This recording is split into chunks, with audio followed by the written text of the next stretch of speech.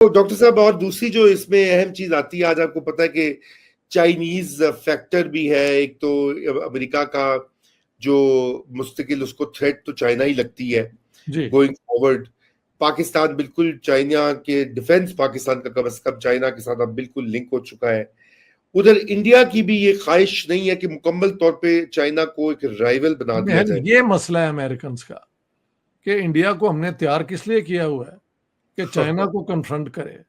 वो भी इंडिया करने को तैयार नहीं है। They are trying to you know go to the Chinese, और उनसे कई इनके लीडर एक के बाद एक जा चुके हैं वहां पे। वो रॉ के जो हेड हैं, क्या जी नाम है उनका, दोगल या क्या, वट एवर, जी, वो ही इज जी, बीन देयर। अजीत डोवल। हाँ हाँ, जी। He is been there, Jaishankar has been there, and so जिस चीज के लिए उन्होंने तैयार किया था उसमें भी India is dragging its feet. तो इस किस्म की बात नहीं ना बनती। या तो आप नॉन अलाइंड ही रहें जैसे आप पहले थे, and you follow a moral stand in politics कि we will not take part in wars, और फिर आप नेतन्याहू को सपोर्ट भी तो नहीं ना कर सकते जिस तरह आपने ओपनली किया है। यू कैन बिल्कुल। Just remain quite about all this. तो इन्होंने हाँ जो हरकतें की है ना, ये बीजेपी ने, और ये वैसे माफ करना, हर राइट विंग हुकूमत अल्टीमेटली अपनी कमजोरियां जो होती है ना उसकी वजह से वो उसका खात्मा भी हो जाता है। You can't have an open democracy जहाँ पे एक जमाने में इंडिया में खुल के बात होती थी, सारा कुछ होता था। आप उसको एक के बाद एक के बाद एक उस पे वो लगाते जा रहे हैं मुश्किलात। जी। This will not do. India is too big to be correct. Controlled. और एक जुबान का प्रॉब्लम भी अब एक आगे बहुत बढ़ रहा है कि हिंदी, बाय इम्पोज हिंदी, वो जी हाँ। नहीं चाहते साउथ वाले। इस पे बहुत शोर है। एक और फैक्टर जो वहां पे है कि the Indian southern states have done very well. Tamil Nadu, Kerala पहली कामयाब थी, बेंगलोर, ये कर्नाटका, ये ऑल। अब वो कहते हैं कि जो नेशनल वेल्थ है उसमें हमारा कंट्रीब्यूशन बहुत ज़्यादा है, लेकिन पार्लियामेंट में हमारी रिप्रेजेंटेशन उसके मुताबिक नहीं है। ज़्यादा हाँ। रिप्रेजेंटेशन यूपी को मिल जाती है, जिसका इकोनॉमिक परफॉर्मेंस जो है वो बिल्कुल बेकार है। तो वो इस नीचे। पे भी एक रिजेंटमेंट है। कुछ लोग कहते बिल्कुल। हैं कि we want to separate from India, which I don't think is possible. लेकिन एक ये सोच दोबारा आ रही है कि why should we feed India when we don't get the returns.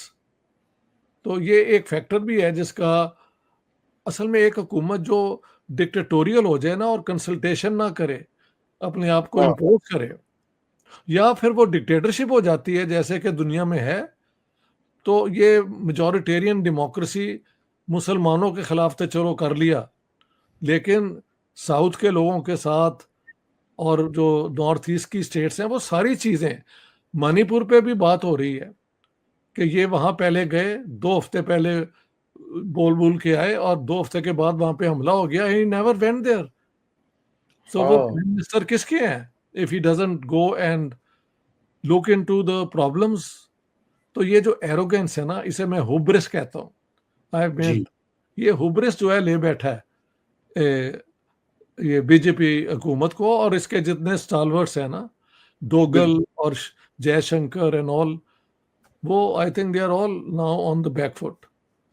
वैसे डॉक्टर साहब, आप ये नहीं समझते कि ये इसमें बड़ी एक अहम नुक्ता इम्पोर्टेंट ये भी है कि अब जो ये प्रोजेक्ट था पूरा पार्टीशन वाला, अब ये भी मुझे लगता है कि एक इसने अपनी एक रियलिटी नई क्रिएट कर दी है।